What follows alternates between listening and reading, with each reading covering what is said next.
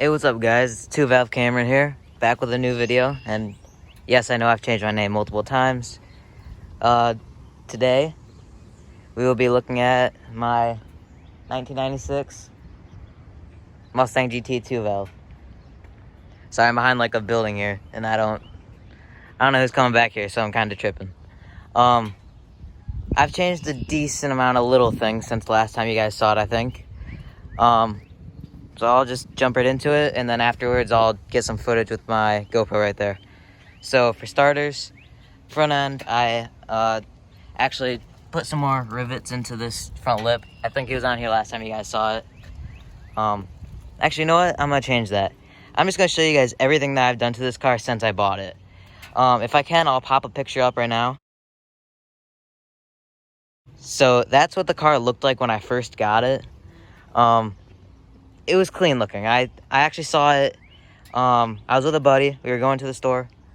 On the way back, I was cutting through some parking lots, and we were just looking around, just cruising. And I saw this car backed up in like a little bowling alley parking lot by Taco Bell, funny enough. And I was like, man, that's a nice looking SM95. Because if you don't know, my dad has a 95 Mustang Cobra. Real red, and it makes like 700 horsepower to the wheels. So it's always kind of been like my thing. I've always liked these SNs. So I thought it was pretty cool. Like 5 days later, I think I saw it on Craigslist.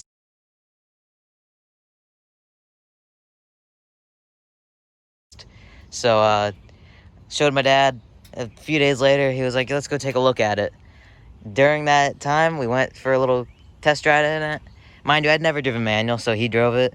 And as soon as we went around the block, and I was like, yeah, I have to have this car. It wasn't fast. It's a 2-valve. I knew it wasn't going to be fast, especially considering I'm used to a 700 horsepower Cobra. But it was pretty much bone stock, except for the wheels. It had some 17-inch, like Cobra R style wheels.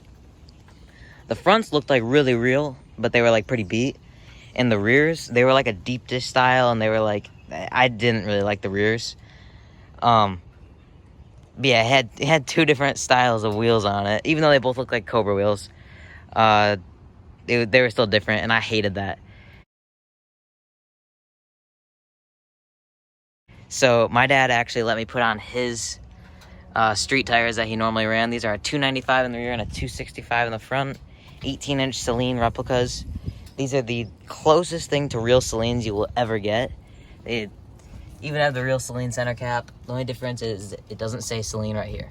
That is literally the only difference between these wheels and the real wheels. They're even the right sizes. The next thing that we did the spark plugs on it. Whenever we had brought it for a test ride, if you were in like a neighborhood doing like 20, you were in second or third gear and you would punch it, the car would bog and sputter. It did not like it at all. Luckily, whenever we changed the plugs, it made it run 10 times better. We actually changed the driver's side bank first, I believe, and I brought it around the block, and I already noticed that it pulled way harder. And then after that, we ended up doing the second half, and I did the cold air intake, which I'll show you guys right now. So we did this side spark plugs, and then we ended up doing this side, and we did this little cold air intake, which everybody gives SR Performance crap, and I know it's cheap. It's not the nicest stuff. If it's in the fender, you're good. This pipe, it's kind of hot right now. But trust me, I've checked my IATs. It's a lot better. It's just, I don't know. The car just pulls harder with this intake on it. And this is painted blue for no particular reason other than the fact that it was starting to rust pretty bad. And the paint was all flaking, so I was like, whatever. I have a can of blue spray paint, so I'll just spray it blue. Makes it look a little bit cooler. That's probably like my closest Ricer mod, I guess. I don't know, it's whatever. The car also had this really ugly grill in here, and you can see this car was repainted because it was a Florida car. And the paint was presumably all faded. Like you can even see this is kind of faded as opposed to this, because I've wet sanded and polished out this whole side, and I'm still too lazy to do this side. They just sprayed it over everything. They didn't really care. So I took that grill off, and my dad had this pony sitting up there. He actually likes the pony more than the snake on his car, but he's rocking the snake for right now. Then I did the fog lights because they spray painted over my fog lights, and it looked kind of like a V6 because the V6s didn't come with fog lights. So I bought some new ones off Rock Auto, just some cheap replacements, stuck them on there, and then I stuck on my little Mach 1 lip that I got from National Parts Depot. If you have an SN and you're trying to get a Mach 1 lip, don't get an American Muscle one. I know that they're, like, it seems so easy to just order one. Get one from National Parts Depot. This is a direct replacement to an actual Mach 1 lip, so it has some texture to it. I know the early American Muscle ones had texture to them too. The new ones just are like flat, and they're not very good looking. I can't stand the new ones. My next Ricer mod I actually did this yesterday. This one doesn't look nearly as good because, well, actually neither one of them really looked that good. I didn't have any black plastic dip, and I wanted to see what those would look like if I had them matched, because I couldn't stand the little red part there. So I used some gray plastic dip, and then I used a black paint marker over it just to see if I like it, and I will get those paint matched as soon as I get this and this fixed and my messed up body line that you can see right here. So yeah, I just kind of tested that out. This car is PI swapped. If you can't tell, it has the PI intake manifold, and it's got PI heads on it. I know that they don't look any different than normal heads, but they are PI heads. So it hangs up, well, it'll hang with a new edge, I'll say that. Another thing I found out since I've had this car is it is a 248 package. If you had a 9495, then you would know it as a GTS package, which is basically they take a base model V6 and they would stuff the 5-liter in it, and it was like the fast one. It was bare bones, didn't have any window switches or anything. Everything was manual on it. My car is a 248A, which is basically a package you could add, which doesn't come with a rear defroster, and it didn't come with the Mach 460 sound system. They optioned the switches in, and I believe that they optioned the wing in, because I think it was just the dealership package. But this is a 248A package, which means that the car is a lot lighter. This car is like right at 3,000 pounds, and it had a different rear gear. Most of these cars had a 308, I think, and this has a 327 in the back. So my car it'll get up and go a little bit faster than just a normal GT. Let's see what else is there. Painted this badge. I still need to do the other side. Just trying to make this car look kind of cool. On the inside, yes, I am short. I'm like, here's my head height, so not that tall. And oh, that reminds me, I bought some lowering springs off eBay, and I got some Coney shocks on it. I don't even know what brand the springs are, but this guy had them. He said they came with one of his cars. They were like 80 bucks, and I was like, you know what? I want to lower my car. I'll stuff those on it. The rear isn't that low, but the front's relatively low. Doesn't sit too far off the ground. But yeah, the rear needs to be lowered a little bit more whenever I do full coilovers. On the inside, I mentioned that it was a Florida car. It has 100,000 miles on it.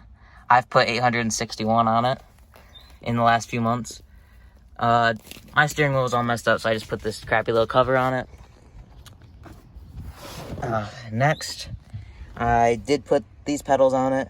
I liked them. I had them sitting around for a long time, so I figured, why not? I'll stuff them on the car. This radio was, again, one of my dad's old parts. It was in his car. He messed up the Bluetooth on it when he was putting it in somehow. Not his fault. I think something got screwed up, though. So we took it out of his. He put a new one in his. Got this for free. I love it. And then we ordered this little bottom DIN, which I love. Gives me a good place to put my wallet, my AirPods, all that crap. I do have a Pro 5.0 shifter in here, short throw shifter, and a different shift knob on this. And I just ordered a new shift boot, which should be coming in on Friday. So get rid of this junk. Another thing, my A-pillar right here, it was cracked up top. It wouldn't stay, so I actually put a little screw through here, and I was trying to hold it up just to make it look nice. So whenever we did the radio, we put this pod in that my dad, again, had laying around because he got a different pod. It was more of a bullet style. They were closer together, nicer looking. And I had these gauges, so if I turn the car to the on position. I got a water temp, which the gauge is actually, or sensor, it's right there. Don't mind my crappy wiring. Sensor's right there. I just want something to fill up the hole because it would look stupid without it. And I actually like that I have a temperature gauge here. Lets me know how hot it is in the car, and it's kind of useful if you ask me. And then I have a voltage gauge down here, which is useful whenever you have a aftermarket radio. I believe that's about it for my car. I took the spare tire out, got a little crappy carbon fiber license plate frame, and I think these are the tinted taillights. They're all cracked and they got overspray and stuff on them. This one even leaks, so I'm trying to find some 94, 95 ones. The car is tuned. I tuned it myself with a little portable tuner. I run medium grade gas in it just because it runs slightly more rich. And that's pretty much it for what I've done. My plans, I have a friend that might be selling me an off-road H-pipe very soon. It's for a new edge, so I'm gonna have to weld up some new mounting points or hangers to it. I want to put some Cobra brakes on it because I'm into the cornering and the good handling car stuff. This car will not be a turboed car. I want to keep the 2-valve in it for a long time. This one does have 100,000 miles on it, so it's kind of old, even though these motors run forever. But I do want to put some sort of a supercharger on this. Not sure if I want to go with like a Kenny Bell, like a Pro Charger, or a Vortec or something along those lines. But I like the supercharger stuff. Comes on quicker, better for road course. My dad's Cobra is a full Griggs racing car. If you know about road racing this chassis, you know that you pretty much have 2 or 3 options, I guess. Cortex, Griggs Racing, which I think are pretty much the same. They have very, very little differences. And Maximum Motorsports. And I think there's somebody coming back here. Cortex and Griggs Racing is very expensive. My dad even says he wasted a lot of money getting that. He should have just got Maximum. So I think this car will probably be full Maximum Motorsports at some point. I want to get some Cobra headlights. I'm not sure if I want to do a Cobra front bumper, or if I want to do some different kind of front bumper. Maybe I'll go with a full Celine kit on this. I want to get some different tires. These ones are pretty old. I don't have a ton of money right now, so whenever I do that H-pipe, I think I might just try to get some bigger tips, make it look a little bit nicer. But I'm not going to get some little tips that only cover this much. I'm going to get some tips that actually go way back, so you would never even know that it's stock exhaust. Aside